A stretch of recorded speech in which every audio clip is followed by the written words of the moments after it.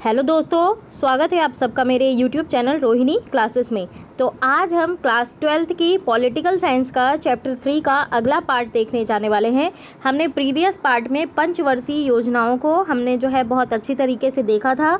अगर आपने ना देखा हो तो मैं आई बटन पे उसका लिंक दे दूँगी, आप लोग ज़रूर विजिट करिएगा। और आज हम पढ़ेंगे औद्योगिक विकास की तेज़ रफ्तार के बारे में, यानी कि हमारी जो अर्थव्यवस्था है उसको कैसे पटरी पर लाया गया इसके बारे में जो है हम बात करेंगे। तो चलिए, आगे बढ़ने से पहले मैं आपसे बस ये कहना चाहूँगी कि अगर आप चैनल पे नए हैं तो चैनल को ज़रूर सब्सक्राइब करिए और वीडियो को जो है शेयर कर दिया करिए। तो चलिए आगे बढ़ते हैं। वैसे तो हमने डिटेल में पंचवर्षीय योजनाओं के बारे में पढ़ लिया है, लेकिन औद्योगिक की तेज़ रफ्तार के बारे में जब बात करेंगे तो थोड़ा सा और पंचवर्षीय योजना के जो हम रिपीट करेंगे, यानी कि हम जो है चीज़ें याद करेंगे कि दूसरी पंचवर्षीय योजना में भारी उद्योगों के विकास पर जोर दिया गया। दूसरी पंचवर्षीय योजना को आपको मैंने बताया था कि उसे महालनोबिस मॉडल भी कहा जाता है, ठीक है। तो पीसी महालनोबिस के नेतृत्व में अर्थशास्त्रियों और योजनाकारों ने एक टोली ने जो है ये योजना तैयार की थी। पहली योजना का मूल मंत्र था धीरज, लेकिन दूसरी योजना की कोशिश थी तेज गति से संरचनात्मक बदलाव करने की, ठीक है। यानी कि इसके लिए हर संभव दिशा में बदलाव की बात जो है तय की गई थी।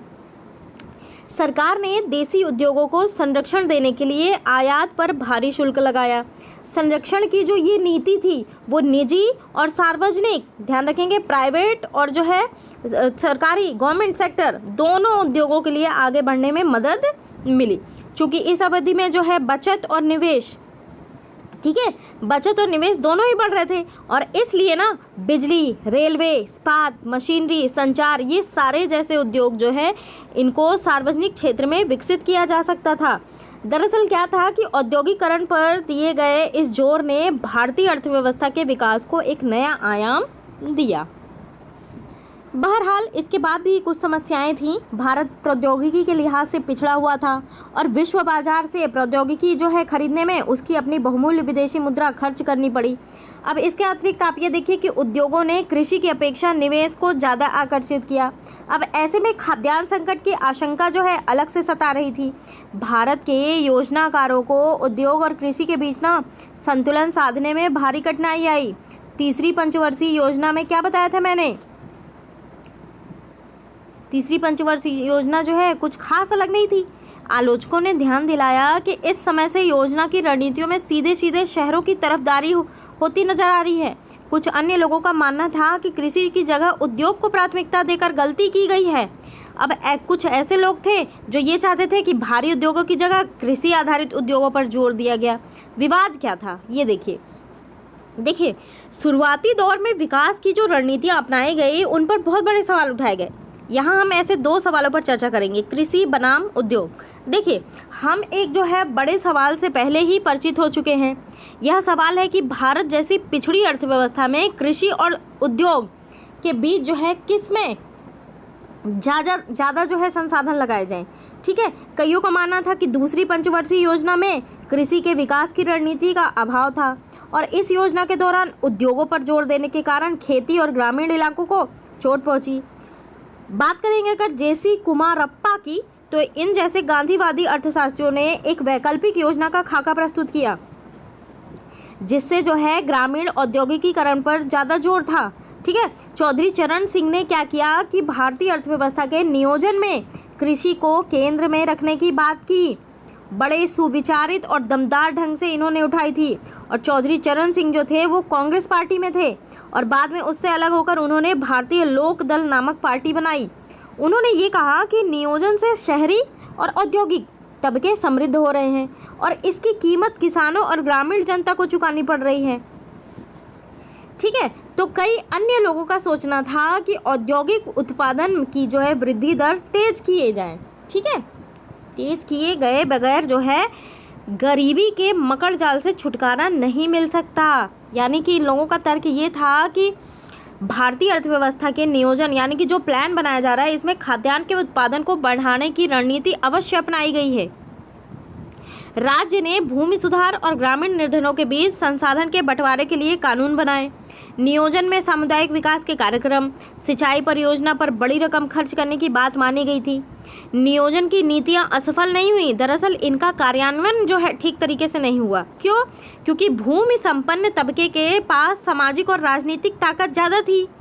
अब इसके अतिरिक्त मैं अगर आपको बताऊं तो ऐसे लोग जो थे, एक दलील इनकी ये भी थी कि यदि सरकार कृषि पर ज़्यादा धनराशि खर्च करेगी तब भी ग्रामीण गरीबी का विकराल समस्या का समाधान नहीं कर पाएगी।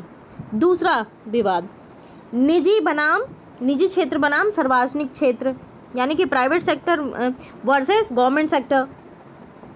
देखिए, ये जो विकास के दो जाने माने मॉडल थे ना, ये भारत ने उनमें से किसी को नहीं अपनाया। पूंजीवादी मॉडल में विकास का काम पूर्णतः निजी क्षेत्र के भरोसे होता है और भारत में ये रास्ता नहीं अपनाया। ठीक है, भारत ने विकास का समाजवादी मॉडल भी नहीं अपनाया जिसमें निजी संपत्ति को खत्म कर दिया जाए। ठीक है, यानी कि इन दोनों का मिश्रित रूप था। इसीलिए भारतीय अर्थव्यवस्था को मिश्रित अर्थव्यवस्था भी कहा जाता है, ये आप ध्यान रखेंगे। तो क्या बताया मैंने मिश्रित अर्थव्यवस्था का मतलब? देखिए, मिश्रित अर्थव्यवस्था जो है ना, एक प्रणाली है, ठीक है, जिसमें निजी और सार्वजनिक क्षेत्र, ठीक है, दोनों का ही समान अस्तित्व होता है। यानी कि यह निजी उपक्रम और निजी लाभों का समर्थन करती है, लेकिन साथ ही साथ संपूर्ण समाज के हितों की रक्षा के लिए सरकार के अस्तित्व को भी महत्वपूर्ण मानती है। ठीक है, मिश्रित अर्थव्यवस्था के बारे में अगर मैं आपको बताऊं तो मिश्रित अर्थव्यवस्था का बेसिकली यही प्रयास रहता है कि निजी और सार्वजनिक क्षेत्र दोनों संयुक्त रूप से इस प्रकार कार्य करें ना, जिससे देश के सभी वर्गों का आर्थिक कल्याण बढ़े, देश में वृद्धि, विकास की संभावनाओं का प्रचार हो। ठीक है, और स्वतंत्रता के पश्चात ना भारत ने मिश्रित अर्थव्यवस्था प्रणाली को ही अपनाया। अच्छा, एक चीज़ और, मैं अगर इसकी विशेषताओं के बारे में अगर मैं ध्यान दूँ तो देखिए इसकी विशेषता क्या होती है। इन दोनों का समान अस्तित्व है, यानी कि मिश्रित अर्थव्यवस्था सबसे महत्वपूर्ण व्यवस्था जो है, इन दोनों का समान अस्तित्व है। जैसे देखिए, पेयजल, विद्युतीकरण, ऊर्जा उत्पादन, आंतरिक बाहरी सुरक्षा। ठीक है, और इस आर्थिक प्रणाली में भारी और आधारभूत उद्योगों का संचालन और विकास सरकार द्वारा किया जाता है। ठीक है, कुटीर उद्योग, कृषि कार्य जो है वो निजी क्षेत्र के अधीन रहते हैं, तो इनका जो है संयुक्त रूप होता है। आर्थिक नियोजन, फाइनेंशियल प्लानिंग भी जो है दोनों के अनुसार होता है। रीजनल बैलेंस भी इन्हीं के अनुसार होता है, यानी कि क्षेत्रीय संतुलन। व्यक्तिगत स्वतंत्रता भी जो है इन्हीं के अनुसार होती है। तो जो है इस मिश्रित मॉडल यानी कि मिले जुले मॉडल की आलोचना जो है दक्षिणपंथी और वामपंथी, ठीक है, इन दोनों खेमे में से हुई। आलोचकों का कहना क्या था ये भी आप लोग सुन लीजिए। आलोचकों का कहना ये था कि योजनाकारों ने निजी क्षेत्र को पर्याप्त जगह नहीं दी और न ही निजी क्षेत्र को जो है बढ़वार के लिए कोई उपाय किया गया। ठीक है, विशाल सार्वजनिक क्षेत्र ने ताकतवर निहित स्वार्थों को खड़ा किया है और इन न्यस्त हितों ने निवेश के लिए लाइसेंस और परमिट की प्रणाली खड़ी करके निजी पूंजी की राह में रोड़े अटकाए हैं।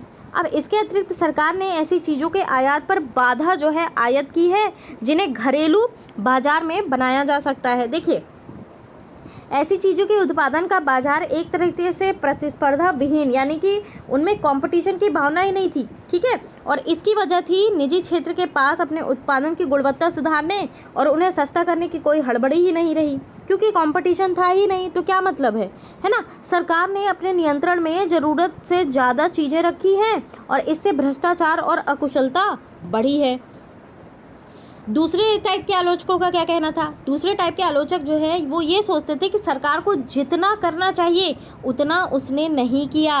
इस आलोचकों ने ध्यान दिलाया कि जनता की शिक्षा, चिकित्सा की मद में सरकार ने कुछ खास धनराशि खर्च ही नहीं की। और आज तक मैं आपको बताऊं 2022 चल रहा है, शिक्षा में जिस हिसाब से फॉरेन कंट्रियों में शिक्षा पे इन्वेस्टमेंट हो रहा है उस तरह हमारे देश में नहीं हो रहा है शिक्षा पे। सरकार ने केवल उन्हीं क्षेत्रों में हस्तक्षेप किया ना जहां निजी क्षेत्र जाने के लिए तैयार नहीं था। दरअसल क्या था कि सरकार ने जो है इस तरीके से निजी क्षेत्रों में मुनाफा कमाने में मदद की। क्या किया इसने कि मदद जो है गरीबों की होनी चाहिए थी, लेकिन राज्य के हस्तक्षेप के कारण जो है एक नया मध्यम वर्ग खड़ा हो उठा जो बगैर खास जिम्मेदारी के मोटी तनख्वाह जो है अन्य सुविधाओं को है भोग रहा था। अब इस अवधि में गरीबी में ज़्यादा कमी नहीं आई। गरीबी का प्रतिशत जो है कुल जनसंख्या में भले कम हुआ हो, लेकिन उनकी संख्या में बढ़ोतरी हुई है। अब इसके परिणाम क्या हुए ये भी आप सुन लीजिए। आज़ाद भारत हुआ था हमारा उसी समय, और 3 मुख्य चुनौतियां थी, और इसकी चर्चा जो है 3 अध्यायों में की गई है। हमने चुनौतियों को अच्छी तरीके से देख लिया है, ठीक है। और इसमें जो है तीसरी चुनौती सबसे कठिन साबित हुई, ये थी नियोजित विकास की शुरुआती कोशिशों को देश के आर्थिक विकास और सभी नागरिकों की भलाई के लक्ष्य में आंशिक सफलता मिली। शुरुआती दौर में क्या हुआ कि इस दिशा में बड़े कदम न उठाने पाने की अक्षमता के कारण ना एक राजनीतिक समस्या का इसने रूप ले लिया। असमान विकास से जिसको फायदा पहुंचा था वे जल्दी ही राजनीतिक रूप से ताकतवर उठे, और इनके कारण ना सबकी भलाई को ध्यान में रखकर विकास की दिशा में कदम उठाना और भी ज़्यादा मुश्किल हो गया। बुनियाद क्या था? देखिए, ये जो नियोजित विकास था ना, इसके शुरुआती दौर का अगर मूल्यांकन करें तो हमें इस बात को ध्यान में रखना होगा कि इसी दौर में, ध्यान रखेंगे, इसी दौर में भारत के जो आगामी यानी कि आने वाले आर्थिक विकास की बुनियाद की नींव पड़ी, ठीक है। तो भारत के इतिहास की सबसे बड़ी विकास परियोजनाएं इसी अवधि में शुरू हुई। इसमें थी सिंचाई, बिजली उत्पादन, है ना, भाखड़ा नागल परियोजना, हीराकुंड जैसी जो विशाल बांध परियोजनाएं थी वो इसी में शामिल थी। सार्वजनिक क्षेत्र की कुछ खास जो है भारी उद्योग यानी कि इस्पात संयंत्र, तेल शोधक कारखाने, विनिर्माता इकाइयाँ, रक्षा उत्पादन, ये सारे जो है इसी अवधि में शुरू किए गए, ठीक है। और इस दौर में ना परिवहन और संचार, ठीक है, इनके जो है आधारभूत ढांचे में भी काफ़ी ज़्यादा इजाफा हुआ।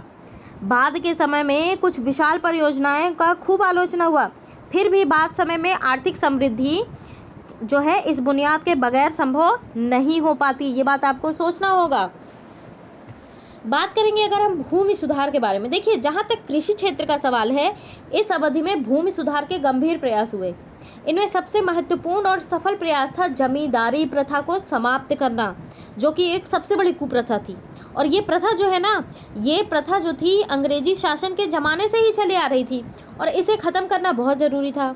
और इस साहसिक कदम को उठाने से जमीन के उस वर्ग के हाथ से मुक्त हुई जिसे कृषि में कोई दिलचस्पी नहीं थी, बस वो लगान वसूल करते थे।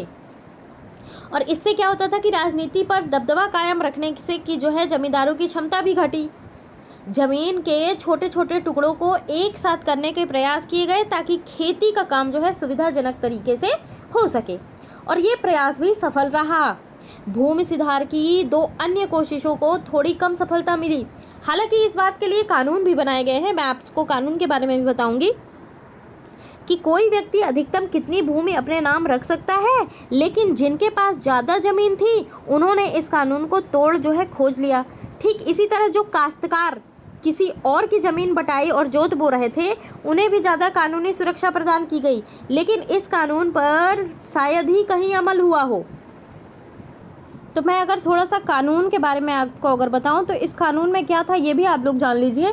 देखिए, इसके अंतर्गत ना सरकार ने पूर्व से चली आ रही यानी कि पहले से चली आ रही जमींदारी, रैयतवाड़ी, महलवाड़ी, इन सारी व्यवस्थाओं को समाप्त कर दिया गया, और इसके अंतर्गत 3 कार्य किए गए। पहला, बिचौलिए जो इमीडिएटर्स होते हैं ना, इनकी समाप्ति करना। दूसरा क्या करना, काश्तकारों को प्रत्यक्ष भू स्वामित्व प्रदान करना, ठीक है। और तीसरा, लगान का नियमन करना, ठीक है, ये चीज़ ध्यान रखना है, लगान का नियमन करना। और भी बहुत सारी चीज़ें थी, जैसे जो है सहकारी कृषि का प्रारंभ करना, बीहड़ों का समतलीकरण, मेड़बंदी, सीढ़ीनुमा खेतों का विकास, शुष्क कृषि का विकास, कृषि जलवायु प्रादेशिक नियोजन, मृदा सर्वेक्षण संरक्षण कार्यक्रम, सिंचाई का विकास करना, ठीक है। तो ये जो 1949 में भारतीय संविधान के तहत राज्यों को भूमि सुधार अधिनियम, ध्यान रखेंगे यही है कानून, को जो है अधिकार प्रदान किए गए, और ये जो है ये सुनिश्चित किया गया कि राज्यों में भूमि सुधार की संख्या और उनके जो है प्रकारों के लिहाज से जो कोई महत्वपूर्ण परिवर्तन किए गए हैं उन्हें अधिनियमित किया जाए, और ये अपने आप में जो है एक मुख्य उद्देश्य रहा। देखिए, बात करेंगे हम खाद्य संकट के बारे में। खाद्य संकट, आप सभी को पता है कि हमारा देश कृषि प्रधान देश है, लेकिन कृषि प्रधान होते हुए भी क्या हमारे देश में खाद्य संकट की जैसी स्थिति उत्पन्न हो सकती है? आपने कभी सोचा था? हाँ, ऐसा हुआ है। 1960 के दशक में कृषि की दशा बद से बदतर हो गई। मैं आपको अगर बताऊं कि स्वतंत्रता के बाद से ही ना ये जो खाद्यान्न उत्पादन था और खाद्य सुरक्षा देश के लिए बहुत बड़ी चुनौती रही है। ठीक है। भारत में खाद्य सुरक्षा से जो ये संबंधित चिंताएं थी ना, इनका जो है इतिहास वर्ष अगर मैं 1943 की बात करूँ, ब्रिटिश औपनिवेशिक शासन के दौरान बंगाल में अकाल देखा गया, जिसके दौरान भूखमरी के कारण कई लाख लोग की जो है मृत्यु हो गई। भारत में 1960 के दशक के अंत और 1970 दशक के शुरुआत में ही ना हरित क्रांति ने दस्तक दी, जिससे देश के खाद्यान्न उत्पादन में काफ़ी सुधार हुआ। ठीक है। 1940-50 की अगर मैं बात करूं तो इस दशक में खाद्यान्न के उत्पादन की वृद्धि दर जनसंख्या की वृद्धि दर से जो है जैसे तैसे अपने को ऊपर रख पाई। 1965 से 67 के बीच देश के अनेक हिस्से में सूखा पड़ा और इस अवधि में ना भारत ने 2 युद्धों का भी जो है भारत चीन भारत पाकिस्तान सामना किया युद्धों का। उसे जो है विदेशी मुद्रा के संकट को भी जो है झेलना पड़ा और इसके बारे में हम लोग अगले अध्याय में और डिटेल से पढ़ेंगे। और इन सारी बातों के कारण ना खाद्यान्न में भारी कमी हो गई और देश में अनेक भागों में अकाल जैसी स्थिति उत्पन्न हुई। बिहार की अगर मैं आपको बताऊं बात, तो बिहार में खाद्यान्न संकट सबसे ज़्यादा विकराल था। यहाँ स्थिति जब जो है लगभग अकाल जैसी हो गई थी। बिहार के सभी जिलों में खाद्यान्न का अभाव बड़े पैमाने पर था और इस राज्य के जो है ना, सॉरी फॉर द डिस्टर्बेंस, और इनमें से 5 जिले जो है अपनी सामान्य पैदावार की तुलना में महज 1/3 ही अनाज उपजा रहे थे। खाद्यान्न के अभाव में कुपोषण जो है बड़े पैमाने पर, जाहिर सी बात है जब खाना नहीं मिलेगा तो कुपोषण फैलेगा ही, और इसने गंभीर रूप धारण कर लिया। अगर आप अनुमान के मुताबिक बात करेंगे तो बिहार के अनेक हिस्सों में उस समय प्रति व्यक्ति प्रतिदिन का आहार 2200 कैलोरी से घटकर 1200, आप ये देखो, ठीक है, 2200 से सीधे 1200 कैलोरी हो गया, जबकि एक सामान्य आदमी की रोजाना जो है 2450 कैलोरी आहार की जरूरत होती है। 1967 में बिहार में मृत्यु दर पिछले साल की तुलना में 34% में, यानी कि कहने का मतलब ये है कि खाद्यान्न संकट का विकराल रूप था। ठीक है। खाद्यान्न संकट के कई परिणाम हुए। सरकार को गेहूं का आयात करना पड़ा, विदेशी मद जो है भी स्वीकार करनी पड़ी, खासकर संयुक्त राज्य अमेरिका की। और अब जो है योजनाकारों के सामने पहली प्राथमिकता थी तो ये थी कि किसी भी तरह जो है खाद्यान्न के मामले में आत्मनिर्भरता हासिल की जाए। और इसके बाद ही मैंने बताया ना कि 1960-70 के दशक में जो है हरित क्रांति हुई। इसके बाद जो है हमारे यहाँ पे खाद्यान्न का स्तर अच्छा हुआ। कृषि की बेहतरी और खेती हर जनता की भलाई से जुड़ी इन नीतियों को ठीक ठाक और कारगर तरीके से अमल में ला पाना आसान नहीं था। ऐसा तभी हो सकता था ना जब ग्रामीण और जो ग्रामीण भूमिहीन जनता है लामबंद हो, लेकिन भूस्वामी बहुत ताकतवर थे। इसका राजनीतिक रसूख भी था और इस वजह से ना भूमि सुधार के अनेक प्रस्ताव या तो कानून के रूप नहीं ले सके या कानून बनने पर महज कागज की शोभा बढ़ाते रहे। अब इससे पता क्या चलता है? इससे हमें यह पता चलता है कि आर्थिक नीति ध्यान रखेंगे, आर्थिक नीति किसी समाज की वास्तविक राजनीतिक स्थिति का अंग होती है। इससे यह भी जाहिर होता है कि ये जो है शीर्षस्थ यानी कि ऊपरी नेताओं के जो है भलमन साहत के बावजूद प्रभुत्व संपन्न सामाजिक वर्ग ही हमेशा नीति के निर्माण और उनके क्रियान्वयन पर अपना कारगर नियंत्रण रखता है। तो आज के लिए इतना ही। अगले पार्ट में हम हरित क्रांति देखेंगे। वैसे मैंने हरित क्रांति आपको बहुत अच्छी तरीके से पढ़ाया है, लेकिन और भी बहुत सारी क्रांतियाँ हुई हैं, इसको भी मैं आपको डिटेल में करूँगी क्योंकि बुक में नहीं दी हैं चीज़ें। और क्वेश्चन आंसर लगा के अगले पार्ट में है हम जो है इस चैप्टर को है जो कंप्लीट कर देंगे। तो कैसा लगा ये वीडियो ज़रूर आप मुझे कमेंट बॉक्स में बताएं। चैनल को सब्सक्राइब ना किया हो तो ज़रूर कर ले गाइस, ये आपके लिए बहुत ही बेनिफिशियल है। Thank you very much.